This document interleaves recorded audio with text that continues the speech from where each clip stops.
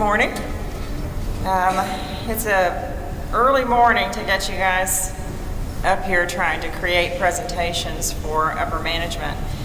But I thought what I would do is take 30 minutes before we start on that and fill your heads with some ideas. The task today certainly will be to create some presentations, each of you as restaurants, and to sell this concept up the chain within your own management authority. I thought it would be helpful this morning if we spent 30 minutes or so talking about risk and common language certainly and common topic. But when we talk about risk, what we're talking about here is various aspects of risk control, risk prevention, not just the concept of that. And I also want to try and give you some, how would I talk to upper management? How would I ping the ears of the risk management team? So much of what we heard in this conference is how do we work with others within our corporations to get things accomplished? How do we create the dynamics? And so what I hope to do today is, through the early brainstorming, is fill your heads with ideas and concepts and things that you might be able to use as you start to work together on your tables.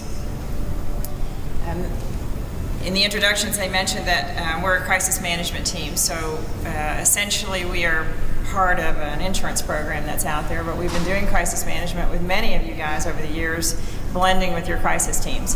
When we talk about crisis management, what we're really talking about is risk prevention and risk control. If we can keep it from being a national media event, we certainly want to do that. And so early intervention and those things that help us take control of these events.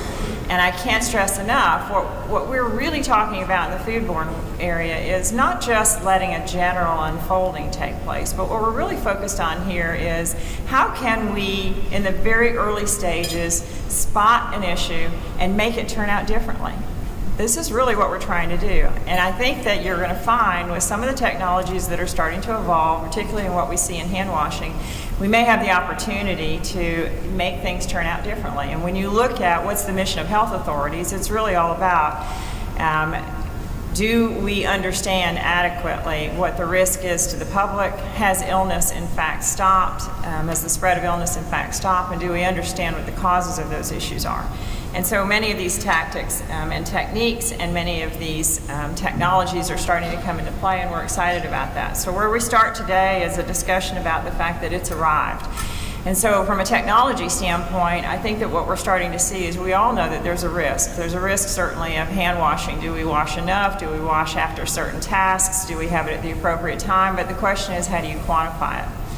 And what you're seeing as you go around the room are some of the technologies that actually measure number of hand washings perhaps. How many times do people arrive at a sink location? How many times do people arrive at a sanitizer location?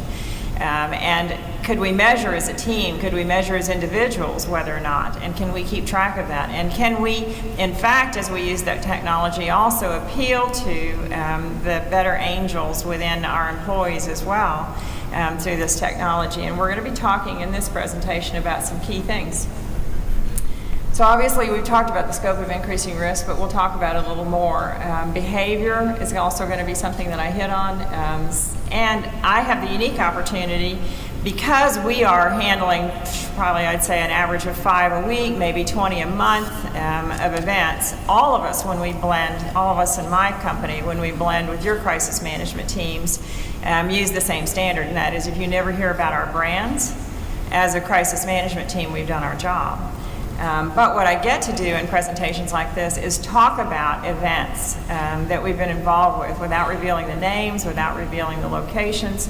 And I'm going to show you some of the events in the end that are similar events that had different outcomes. And the differences I can relate to hand washing and hand washing procedures in terms of how things ultimately turned out. So while there's no hard data in the industry, we'll be able to show you some examples. And then, of course, we'll turn to our exercise, bring our panel into play, who will work with you in the audience, go through our exercises, and eventually have you guys do your presentations. So starting out, I can't resist getting to do just a little bit of the vet med stuff. And what I want to talk about certainly is foodborne illness bugs. They are different. I do want to stress they are opportunistic. As I study these elements over the years, what I see is not only can these things live everywhere on surfaces, on food, but what I do see is they're pretty unique. They enter and they infect people certainly through the intestinal tract. They cause some pretty severe symptoms, but they're very good at bypassing some of the human immunity issues. They're very smart, almost like the Star Wars Obi-Wan Kenobi. You don't see me. They make it past some of the human illness interventions that are naturally present in our system, and they cause illness inside of humans. And so, to a large extent, these are pretty sizable critters that we are facing. And so control is really one of the only options we have, because they are so intelligent. They are going to try and evade some of the natural human defenses. And so control really becomes the focus here. And certainly what we see in the food industry is all of our food regulations certainly are aimed at that. How do we keep these things from spreading? And what I see the most in all of the events that are sitting in our system and in the CDC databases over time is these employee-to-employee spreads and employee-to-customer spreads really are statistically the most significant. We do see dramatic events that are caused by supplier issues, and I won't ignore that. But when I look at the data from the CDC and I look at the data from my own database since 1997, what I see is that only about 4% of the total number of events out there are supplier contamination events. And they too can create issues of cross-contamination and employee illness. Our employees are often the most frequent eaters in our restaurants, and so it can get very convoluted. But I do want to stress that employee health contamination issues are 96% of all the events in my recorded history, of all the events in the CDC history. And those certainly are the ones that upset the community in terms of our practices and their confidence in us as brands and how we do our business. And so I do have the reminder here. So how do we ping the ears? While we don't realize it, there are many, many sick people that are roving around the community that used to be confined to hospital beds. Now, they are literally coming to our restaurants, and they don't see themselves as sick people. And so what we're dealing with now is not just a standard population. We're dealing with a population that has higher sensitivities. We're dealing with, my parents didn't necessarily take me out to eat that often, but I look around me today and I see the youngest of the young out with their parents at dinner almost every night. And so we see a lot of very young people in restaurants that may not have been there 20 years ago. We see a lot of elderly people in restaurants, and we see a lot of immunocompromised patients. So you're dealing with a data set that didn't exist 20 years ago. You're dealing with people that are more severely sensitive. And they come to you as a reward. They come to you because they love the food you serve. They love the brand. And they're rewarding themselves to a large extent for having survived some of the health scares. And so we're really faced with a population that is more susceptible. We all know, certainly, that it makes a difference. And I can't resist showing my Petri dishes, where we go and we find an unwashed hand and put it on the Petri dish, and we find a washed hand. And we get to demonstrate that just the mere presence of hand washing makes a difference in what grows from a culture standpoint. In a scientific standpoint. But it is a game of frequency. It's a game of diligence. It's a game of intensity. And I'm sure you'll hear the concepts of commitment as well. And so hand washing certainly plays a part. You are dealt with a deck, again, of cards that is stacked against you to a certain extent. And I can't think of any worse set of circumstances as a risk manager than hepatitis A. Hepatitis A events are always very large exposures. That employee that is in the midst may be shedding virus from day one of the infection and spreading that virus certainly to the people who are eating in our restaurant by virtue of prepping food. And it's really a mixed bag here, because technically we may have our employee reporting agreements, employees who are obligated to tell us if they have vomiting, if they have diarrhea, if they have certain circumstances, they should be telling us so that we can restrict them from work. But in the case of hepatitis A, those signals that signify that I am currently infected come very late in the infection cycle. So week 1, you have no symptoms, but you're shedding the virus. Week 2, you have no symptoms, but you're shedding the virus. Week 3, you start to get some muscle aches and nausea, still shedding the virus. And week 4 is when the vomiting, diarrhea, and jaundice often hit. So we're dealt with the situation, and the employees themselves, however conscientious they are dealt with the situation where they may have been transmitting all along, but the general public's perception is that you allowed an employee to work while they were ill. And so this really is a convoluted issue. Hepatitis A is a virus, so it sits around from an inert standpoint. It enters through the digestive system, and virus, of course, gains its life by virtue of linking itself to the DNA inside the human body. And so as the DNA is present, it continues to divide and expand and create more virus. It heads for your liver. It's shedding that virus into your system throughout the entire life cycle until ultimately it overwhelms the physical systems and starts to represent itself in terms of jaundice. And so this thing takes life inside the human body with this continuous shedding process of 1 to 50 days. So why do I bring that up? I want to immediately say, okay, let's ping the ears of our risk manager and let's say, when we talk about risk control or risk prevention, it's very hard to dollarize this concept that I started with, and that is if you never hear about our brand, we've done our job. But when you look at the dollars here right off the bat, if we have to go do an inoculation, we are going to look back over our shoulder and say, for the last 2 weeks, we need to have enough shots available for the foot traffic that's been into your store locations. And so if you do your patrons per week times the average cost of an inoculation, which is $55 to $110, plus the cost of administration, you're looking at $220,000 just to deal with 2,000 patrons. If you're up in the 5,000 range, if you're a buffet restaurant, you really see a lot more expense in terms of getting inoculations arranged. And these shots have to be given in the presence of someone who can monitor the health of people for a few more minutes afterwards. And then, of course, you have the general fear and the drop in foot traffic and the revenue loss that goes along with these events. People are very punishing of restaurants that have allowed employees, quote unquote, to work sick and expose them to hepatitis, which is a very fearful event. And so that's a good element to put in your quiver, and when you're talking about what does it cost us from a risk control standpoint.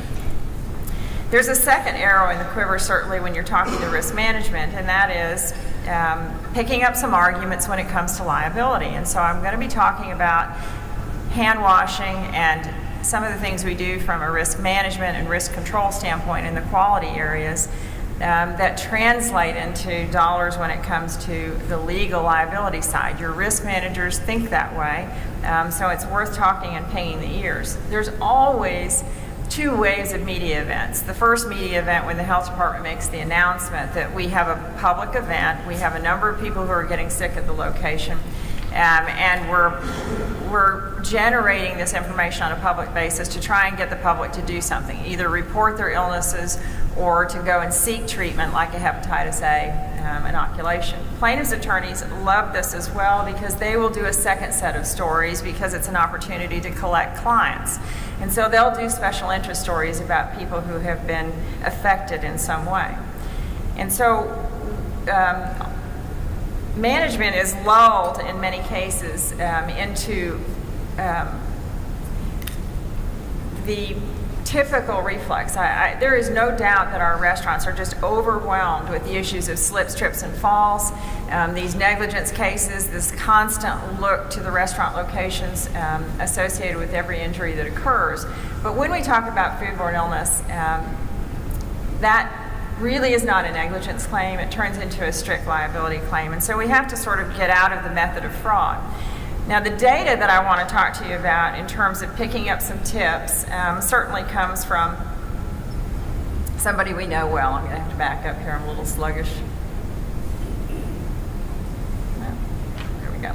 So food is a product. And when you look at liability and you look at the jury verdict results, there's two big jury verdict reports out there. One that basically says that quantified all the cases from 1985 through 1995, and it basically said the average case cost on these cases was around 130, I think we have up there on the slide, with a probability rate of about 32%. So what I would say to you, though, is when you dig into those reports, what you find is if there has been an outbreak and if the health department has identified the outbreak as linked to your restaurant, then that's a definitive event.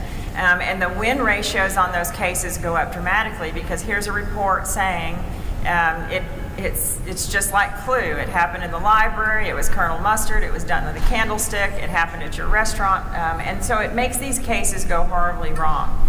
And then the only argument is how bad our practices were. In the current data reports that you guys have seen on the more recent reports, you see that the amount goes to 276,000. So again, an opportunity cost of 276,000, a 40% win ratio, but look at that punitive value.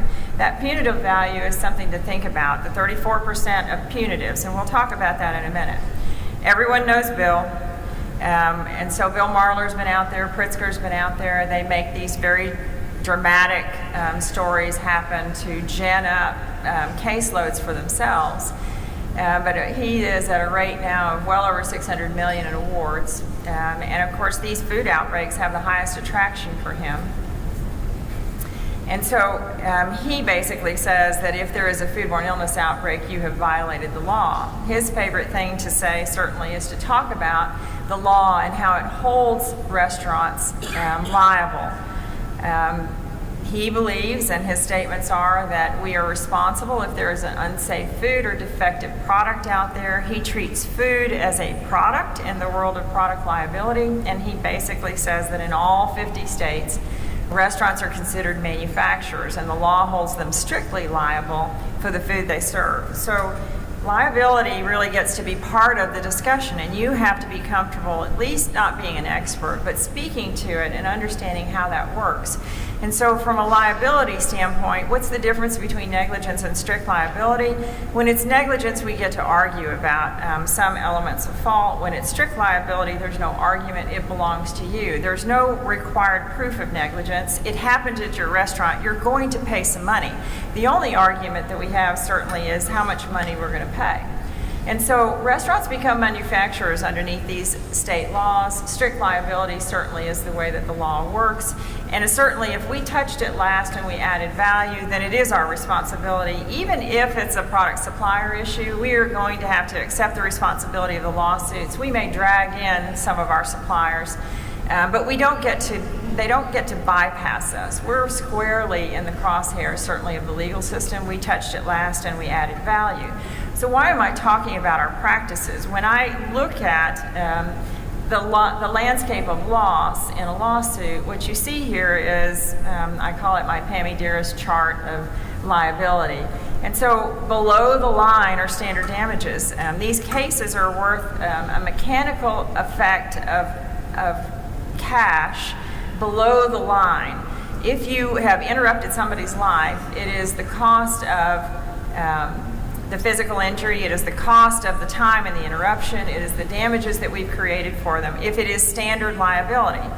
If our practices are bad and the courts can characterize what we've done as willful, wanton, or with reckless disregard, this is really where we get into free-form damages of the punitive and exemplary values. And so if I have adequate hand washing and I can show records and I can show the technology, I take everything to a below-the-line expense. And why am I making this argument? One, because it's a function of math only at that point. What do people make in terms of their income, as opposed to the drama that's involved with punitives? And second of all, I can even make the plaintiff's attorneys settle early and lose interest in these cases. And so you, as QA managers, become part of the tactical unit of risk management in terms of deflating the value of these cases by virtue of the practices that we have in place. And so that's the argument to management. We can make these cases worthless. We can discourage the plaintiff's attorneys by virtue of being able to demo our practices and always make these cases worth something below the line, only compensatory damage cases. We also see with these Hep A events that these huge calls for inoculations often result in class actions. And so again, the strict liability law applies, and Bill will maneuver this around very often to get these class action cases where we have restaurants that are writing checks for $400 each to thousands of patrons. What we'd love to do is have some control over the bad facts so that Bill doesn't get to make those demands. And so where there is documentation that says there's no bad fact, we did everything, we had our practices in place, I think that we help the risk management team. And I think when you look at the probabilities, you can make the argument that if you look at the jury verdict report, if there are just miscellaneous foodborne illnesses with no defined cause, the values are down in the 20,000 range. When there are huge outbreaks with defined causes, these cases have much more weighted value individually, and we increase the ratios by as much as 10x. And so the things that we do and the way we're able to document what we do takes the teeth out of the plaintiff's attorney's cases and makes them worth less. Talking just a little bit about technology and how it's changed, when you look at the arc of history in the lower portion of this slide, epidemiology has used a number of technologies. PFGE patterning certainly has been the mode of operation where we, at the fingerprint level, are comparing DNA among illnesses to say, yes, they're all mine, no, they're not all mine related to these events. But whole genomic sequencing certainly is creating a variable, and I wanted to show you some specific data that you in turn can show to your management to say, this is something that we can see in statistics now, not just be fearful about. New technology is not something to be afraid of. The question is, does it increase the velocity, and do we have data that says, yes, we could be in more harm than we were?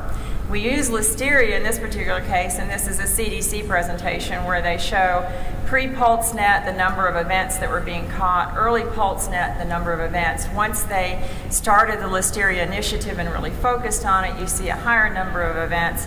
And once they suddenly implement whole genomic sequencing, we see the multiplier effect of that technology. What does that mean? That means they're finding listeria in more products, in more factories, in more. So there are more events taking place around the United States today than there were 2-3 years ago because of this whole genomic sequencing, because we're seeing things and seeing illnesses and pinning them down at a rate that we were never able to see before.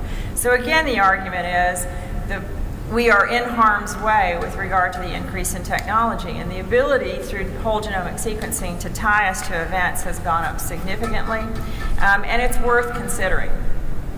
I do want to say that 100% of all the foodborne illness outbreaks that we have result in inspections. And so what our worst nightmare is the critical violations associated with us following practices or not following practices. How much are we at fault? This is really where the plaintiff's attorneys go from a data mining standpoint to say, were our practices in good shape or in bad shape? And that ammunition certainly comes from the health department reports, and it'll be incorporated into the epidemiology report as part of the theory. We also see some really scary things on my side when we are going through many of these events. I am shocked nowadays to see how sophisticated these investigations are getting. I do see health departments coming into my restaurants with cotton swabs. Up to now, we only saw that in manufacturing operations.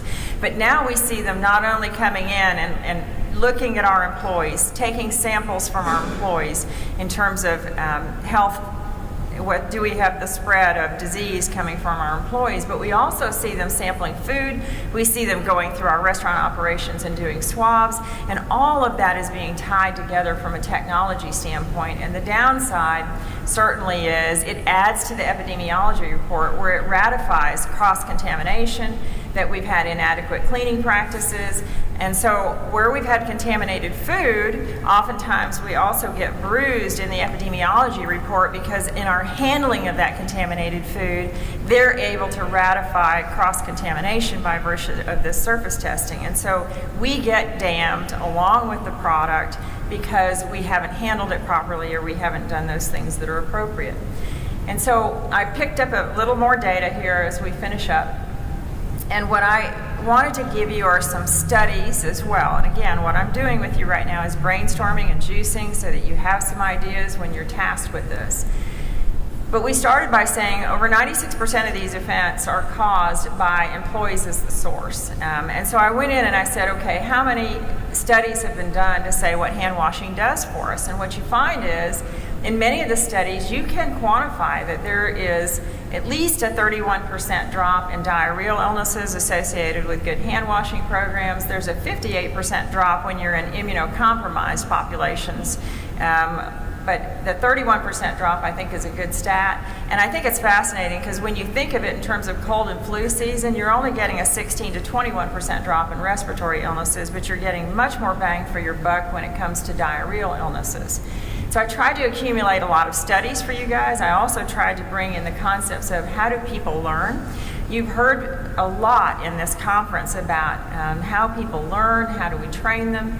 And so what I did is I pulled all the studies and I said, okay, how do we appeal to our Gen Xers? How do we appeal to our millennials? And what I find in all the studies that have been done associated with people, it's not a function of millennial and it's not a function of Gen X. There was no correlation when I looked at the generational thing.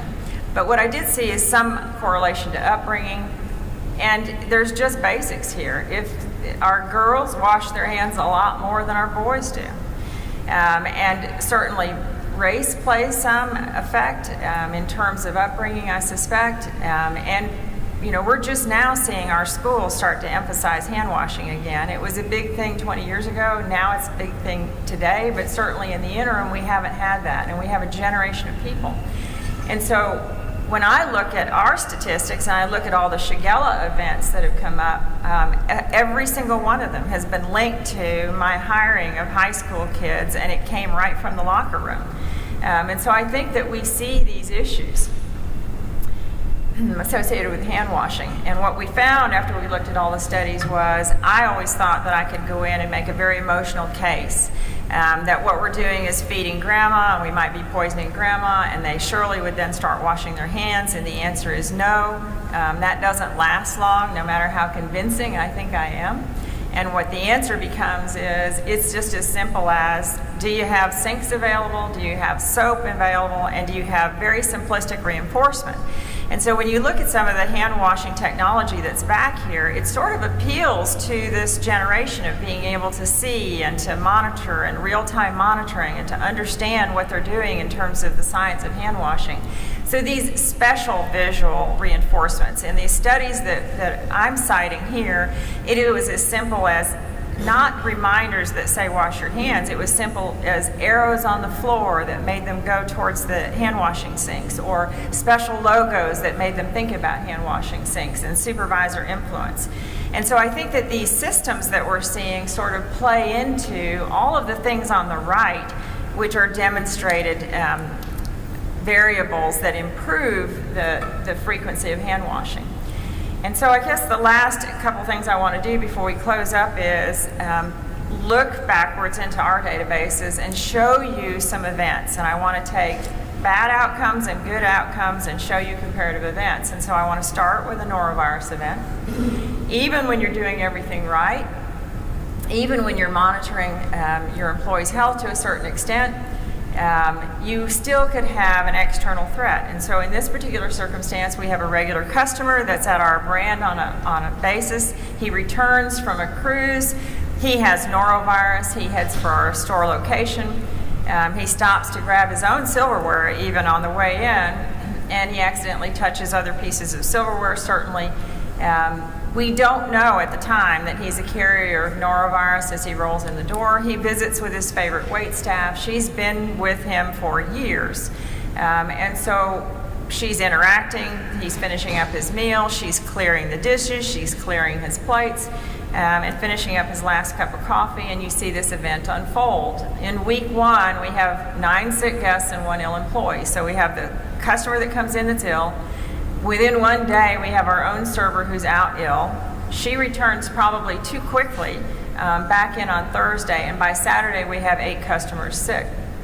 It goes on into the next week and starts to bounce back and forth. 14 customers within 48 hours, 3 employees, 3 customers, 6 employees, 6 customers, 2 employees, and then suddenly, bingo, we're starting to hit the hit parade with the local health department. And we have our first inspection related to a customer complaint of illness, and the health department certainly gets involved. We continue to have it bounce back and forth between employees and customers. And then week 3, we ultimately start to see the velocity increase ultimately the restaurant has to close.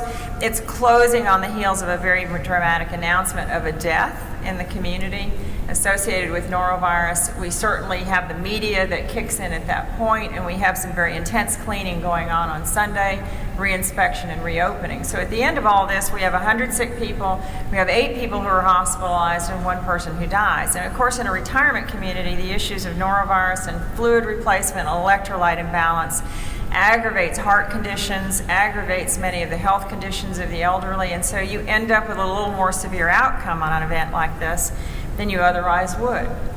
Now I present you a second norovirus event. These statistics are equally forceful, but the difference certainly, in my opinion, is hand washing. So you have the external forces again. You have this restaurant. This one's a private room. It's a remembrance party. Somebody has died, and the entire family has gathered in remembrance along with friends. And so it's a fairly emotional affair to begin with. We've gathered 65 of the relatives together and friends from near and far, and they're all in one place. We have 6 to 10 of our restaurant staff that is serving around this constantly running buffet. So there's drink service, there's continuous buffet service, there's plate removal, there's miscellaneous table service going on. And of course, it's my worst nightmare because the buffet utensils are handled by everybody. This is very traditional. The 2 variables are the 2 attendees that were from out of town came in with symptoms of nausea and diarrhea, didn't tell anyone. The restaurant employees have a very rigorous hand washing and restroom cleaning protocol in place. By the next day, within 16 to 36 hours, they made an agreement as a family to get together the next day at someone's home and have a follow-up event. So the family gathering was planned, but what you suddenly see is people calling and canceling. And so 34 out of 65 people are violently ill. They're vomiting at this point, there's diarrhea, and of course they're starting to call the restaurant to complain as well. When we look at the conversion statistic in our employees, there's 0 employees and 0 additional customers who use the same restaurant associated with that event. So a very high infection rate in this contained group, but there's a difference here for a reason. And so the only thing that I can relate it to is the hand washing rigor. And so I wanted to make sure to say things do turn out differently. While we have to be able to quantify it scientifically, they do turn out differently. And I'm giving you another scenario here. An employee working certainly was shedding the virus. It's a pregnant food service worker. And I think she really felt that pregnancy was the reason for many of her symptoms, and so she overlooked some of the growing symptoms. Very young, not necessarily prone to jaundice. But she was serving barbecue, and it's barbecued meat on wax paper or serving paper, and ultimately some packaged sides. And then, of course, a few weeks goes by, and what we've realized is that we have made a lot of people in the community sick off of this. We have doctors that we have made ill, we have lawyers that we have made ill, we have everyday people who we have made ill. Lives are starting to be impacted and interrupted. And so we have a lot of people who can't work, and so we have a huge financial impact associated with this event. There's 23 people sick, sometime for as long as 6 weeks. We have 11 hospitalizations for Hep A severity. We have 4,500 shots in the community with a cost of at least $85,000 right off the bat to get that going. We have over 1,000 phone calls. We have customers that are as widely spread as Texas, California, Michigan, New Jersey. So there's shot coordination going on in all the states, and the illnesses basically impact a lot of professionals, doctors that can't do surgery, lawyers that can't be in court, and it's not just a function of sick leave at that point. We take a second event, and that is a different scenario. We have, again, a very popular restaurant. It serves very high-end clientele and professionals, same sort of setting. We have an employee who returns from missionary work, and I like to say no good deed goes unpunished. So we have a lot of our kids in this industry that are going away to countries, and I want to tell you, outside the United States, Hep A is an extremely common illness. Everyone sees it the way we used to see chickenpox. If there was chickenpox when I was growing up, we had chickenpox parties. We all threw our kids together just so that everybody had the chickenpox and got it over with. Well, Hep A is seen that way as a childhood disease in other countries, and so it's very prevalent. But we have a lot of our employees that are going around the world to do missionary work and returning, and they're coming back in as a variable. And so this employee works, he's not feeling that bad, but he assumed that his fatigue was due to travel and his college schedule. Ultimately, he goes to the doctor and we have the realization that, we're 7 to 10 days into this event, and he's testing positive for Hep A because of the work he did outside the country. Well, when you look at the outcome on this, certainly there were a lot of shots. The employee did have bare hand contact with food and drinks, ice, garnishes, you name it. There was a lot of food handling that went on here. But when I compare my two events, we still have tons of phone calls, 3,000 phone calls, 800 customers that are demanding testing, but we have zero customer illnesses out of this event, 0 employee illnesses out of this event.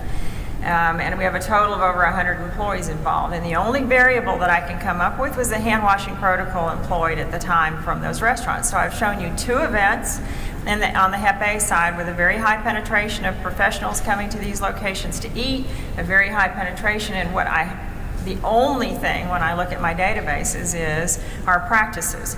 So what would I like to have as a risk manager? What I would love to have as a risk manager in these events is the ability to argue with the health department. And that is, do we need to do hepatitis A vaccinations for an entire community?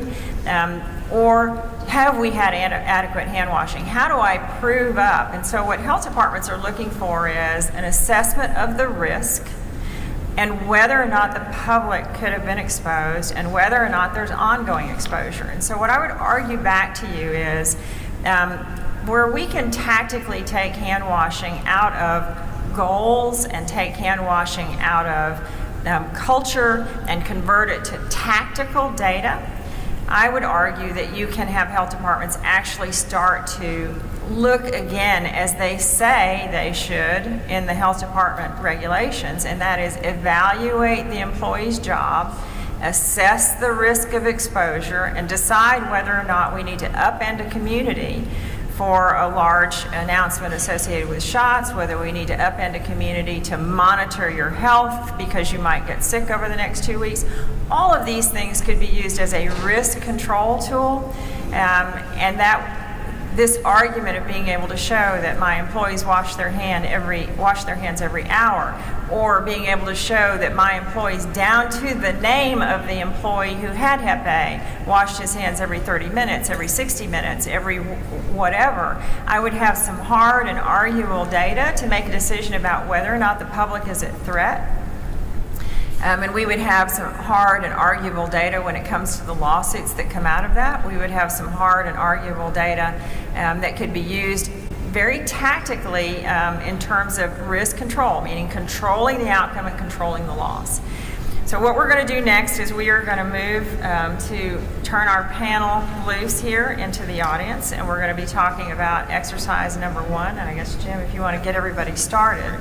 Hopefully what I've given you today in this discussion is some tactics, some data, some things that ping the ear of risk management and ping the ear of upper management that you can use to argue what you'd like to do from a quality standpoint inside your own organizations to change the outcome of these events. And so talk about risk control, talk about changing the outcome.